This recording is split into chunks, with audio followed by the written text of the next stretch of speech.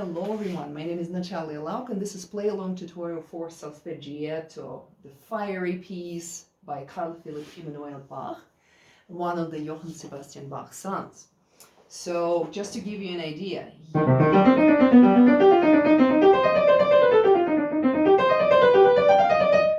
wonderful, right? Everybody loves playing this piece, but it's pretty challenging. First of all, it's even 16th notes that you were supposed to practice first. Staccato, then rhythms, then backwards rhythm. But let's say you practice all of those ways and you already learn your piece perfectly. So that's the stage when I'm going to invite you to play along with me. I'm going to keep the metronome going. It's going to be 100 per eighth note, like this. Taka, tika, taka, taka. So 16th notes, 1, 2, 1, 2, 1, 2, 1, 2. So let's give it a try.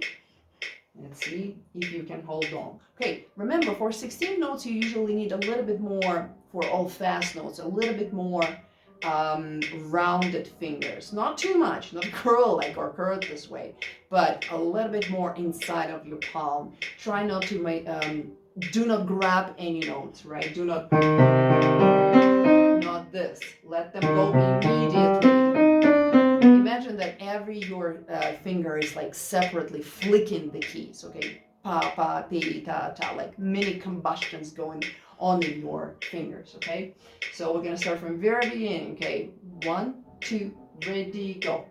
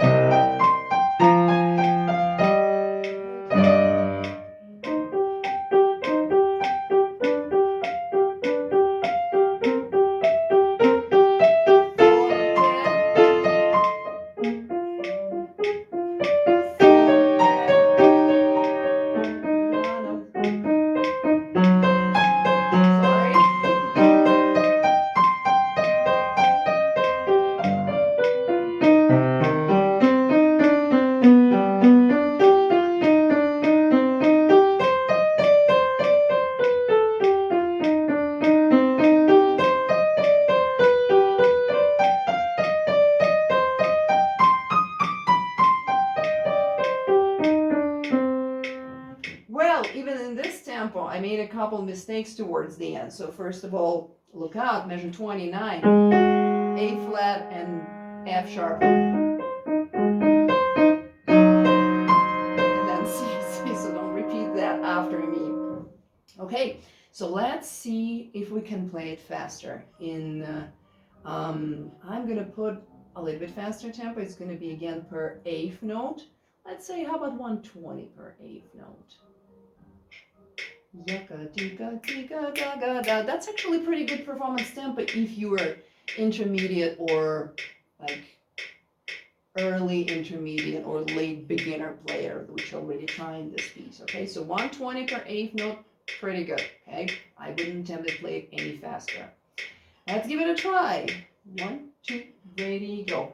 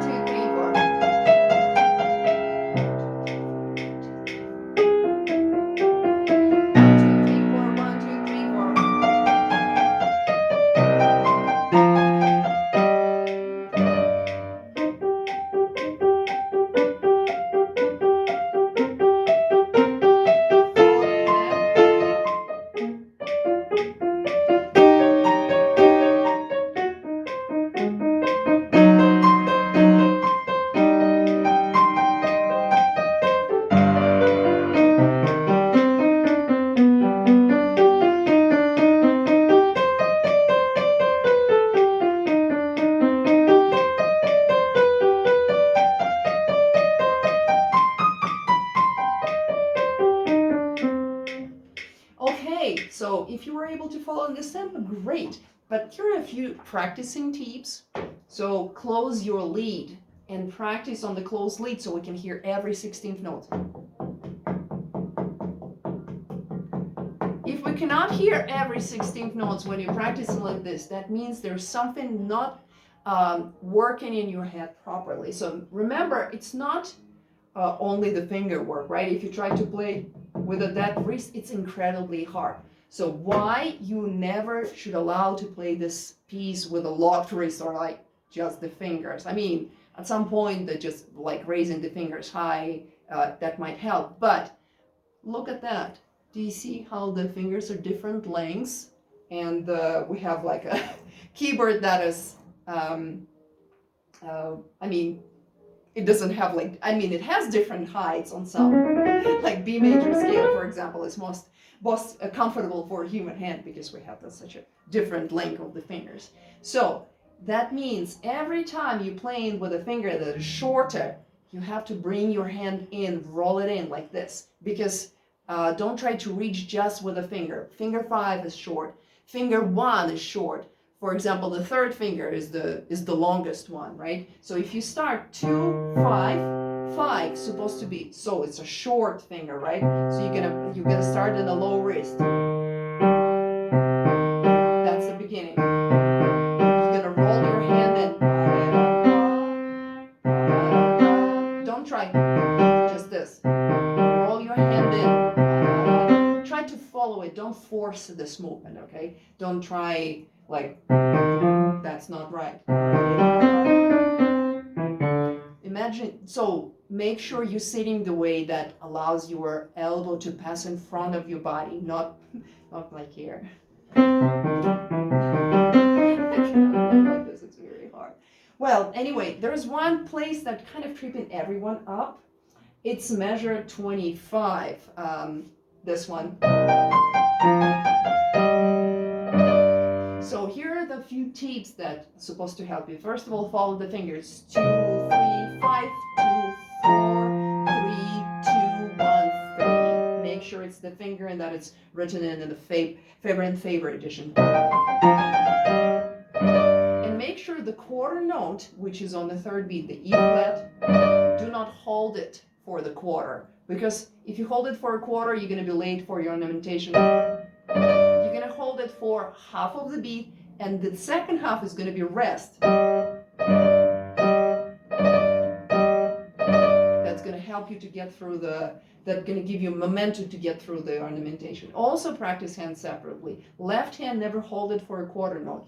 It's going to be eighth with the eighth rest. In a fast tempo, and faster. If you're playing like this, but I don't recommend that. Well, if you master 120 per eighth note, let's see if we can move on to a maybe faster tempo. Let's say 140 or maybe even 150 per eighth note. That's already pretty good tempo, even better than let's say if you were later intermediate player, right? So 150, decent tempo, very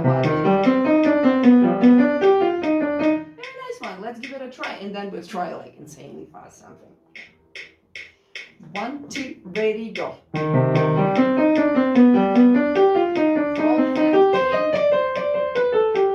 Oh, you see? I was concentrating on something else. Let's try one more time. Okay, 1, 2, 3, go.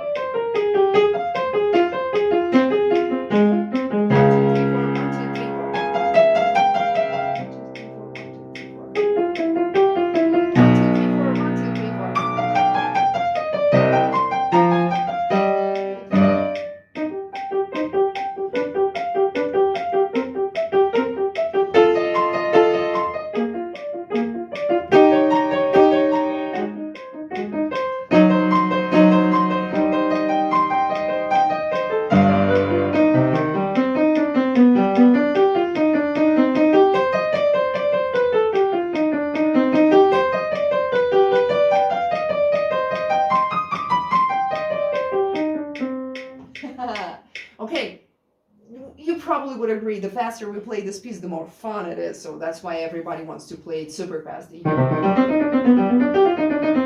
That's actually great tempo. So allegro, vivace, fast, and lively with live, okay?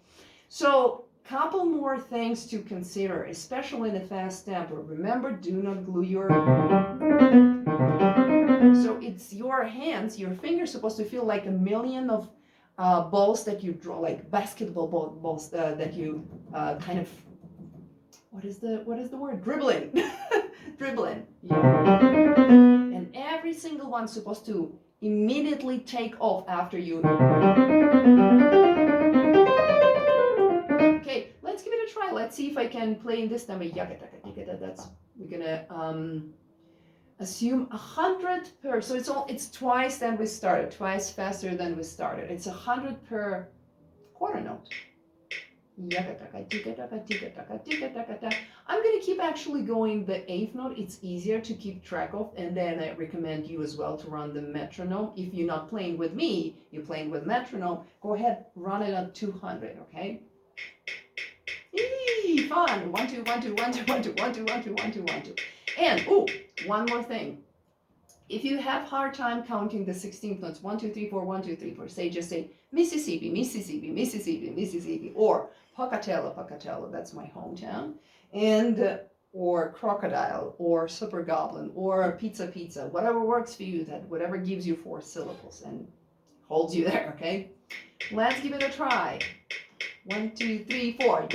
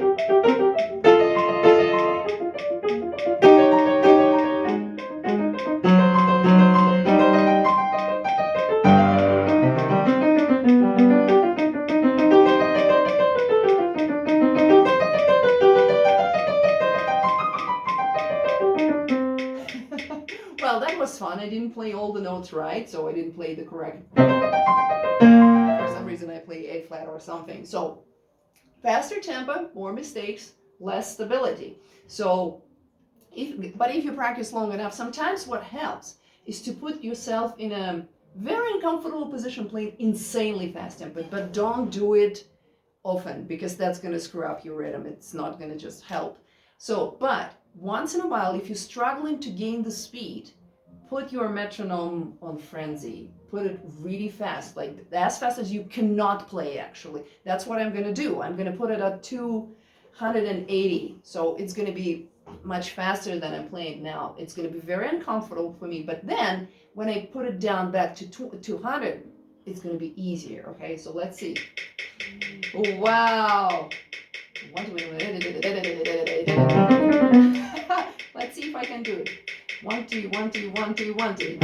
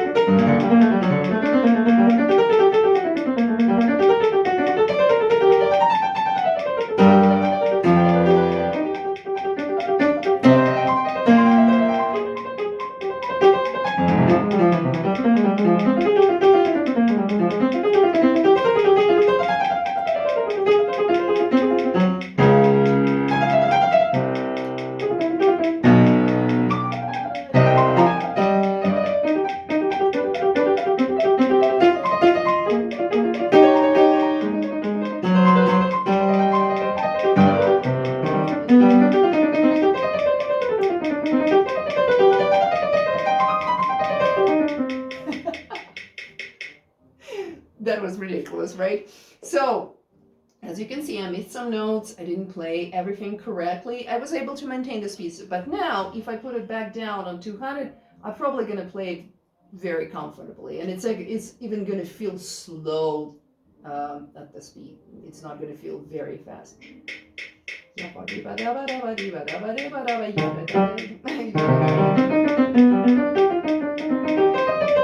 So remember, you cannot use this teeth playing extra fast, like ridiculously fast often.